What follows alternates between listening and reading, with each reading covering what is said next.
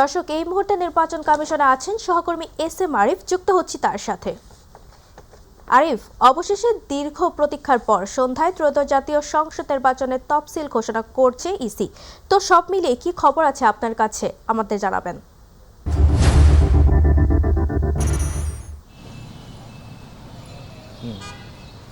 তাবাসুম, দীর্ঘ 16 মাস পর এই অন্তর্বর্তী সরকার যখন থেকে ক্ষমতা দায়িত্ব নিয়েছেন তারপর থেকে কিন্তু 16 মাস পর এই তফসিল ঘোষণা হচ্ছে। আজকের দিন আপনি যেটি আগেই জানিয়েছেন সন্ধ্যা 6টায় তফসিল ঘোষণা করবেন সিএসি। তো সেইখানে আসলে বলতেই হবে আজকে একটি বিশেষ দিন।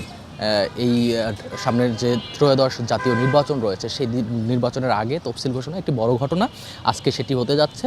এবং সেই তফসিল ঘোষণাকে কেন্দ্র করে আমরা কিন্তু এই যে এই নির্বাচন কমিশনের আশেপাশে যে অবস্থা সেটি যদি জানাচ্ছে একটি নিরাপত্তার কিন্তু চাদরে আসলে ঢেকে রাখা হয়েছে এই নির্বাচন কমিশনের ভবনটি। আমরা সবসময় দেখতে পাই যে এই যে নির্বাচন কমিশনের যে সামনের রাস্তাটা সেটি কিন্তু খোলা থাকে সবসময়, তবে আজকে কিন্তু চারদিকে ব্যারিকেড দিয়ে কিন্তু এই রাস্তাটা বন্ধ করে দেওয়া হয়েছে। কোনো ধরনের গাড়ি যানবাহন এইখান থেকে চলতে দেওয়া হচ্ছে না। পায়ে হেঁটেই সাধারণ যে পথচারীরা রয়েছে তারা কিন্তু এই রাস্তাটি পার করছেন। এবং যেটি বলছি যে একটি আজকে যে তফসিল ঘোষণা হবে সেই তফসিল ঘোষণার কেন্দ্র করেই কিন্তু আসলে এই নিরাপত্তা একটু জোরদার করা হয়েছে। আমরা ব্যাপক পুলিশ সদস্যদেরকেও কিন্তু আমরা এই নির্বাচন কমিশনেরকে নিরাপত্তা দেখতে পেয়েছি।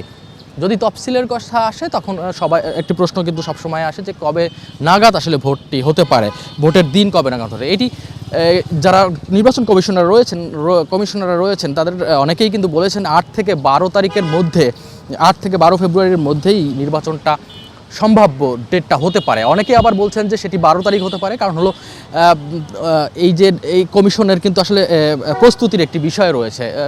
সেই কারণে অনেকেই বলছে যে সেটি দিনটি 12 তারিখ হতে পারে। তবে এখন পর্যন্ত যদিও গতকালকে এটি এই তফসিল রেকর্ড হয়ে গেছে, আজকে ঘোষণা হবে। আমরা নিশ্চিত করে বলতে পারতেছি না, তবে তফসিল ঘোষণার পরেই সেটি জানা যাবে কবে নাগাদ এই ভোটের দিন হতে পারে। তবে যেটি অন্তর্বর্তী সরকার থেকে কিন্তু আগে থেকেই বলা হচ্ছিল যে ফেব্রুয়ারির প্রথমার্ধেই নির্বাচন হবে।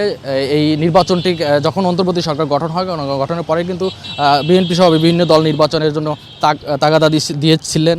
তারা কিন্তু অনেকেই তখন শুরুর দিকে কিন্তু ডিসেম্বরের মধ্যে নির্বাচন চেয়েছিল বিএনপি সহ কয়েকটি দল। তবে জুনের দিকে এসে প্রধান উপদেষ্টা ডক্টর মোহাম্মদ ইউনূস তিনি কিন্তু জাতির উদ্দেশ্যে ভাষণে তিনি বলেছিলেন যে ফেব্রুয়ারির প্রথমার্ধে এই নির্বাচনটা তিনি অনুষ্ঠিত করবেন, সেটি বলা হচ্ছে। এবং সেই অনুসারে কিন্তু আমরা দেখেছি যে নির্বাচন কমিশন তাদের প্রস্তুতি সারছিলেন এবং সেটি আমরা দেখেছি। আরেকটি বিষয় জানিয়ে রাখি যে আজকে একটি গেজেট প্রকাশ হতে পারে। সেটি জানেন যে হাইকোর্টে কিন্তু একটি রিট দায়ের করা হয়েছিল। বাগেরহাটের যে 4টি আসন থেকে 3টি আসন কমিয়ে 3টি আসন করা হয়েছিল এবং গাজীপুরে 1টি আসন বাড়ানো হয়েছিল।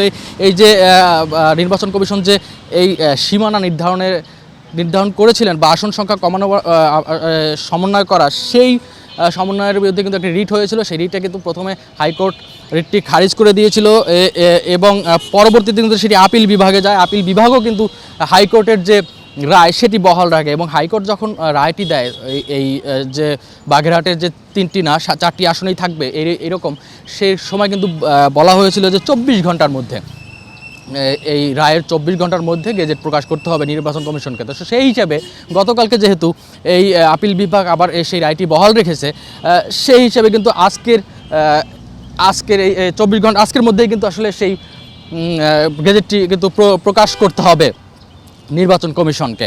আর যেটি আগেই বলেছি যে নির্বাচন কমিশন আজকে যে তফসিল ঘোষণা হবে সন্ধ্যায় জাতির উদ্দেশ্যে ভাষণের মধ্যে দিয়ে সিএসির, সেখানে সেই তফসিল ঘোষণাকে কেন্দ্র করে নির্বাচন কমিশনে কিন্তু অনেকটাই নিরাপত্তা চাদরে ঢেকে রাখা হয়েছে। তো আমার কাছে এই ছিল নির্বাচন কমিশন থেকে সর্বশেষ।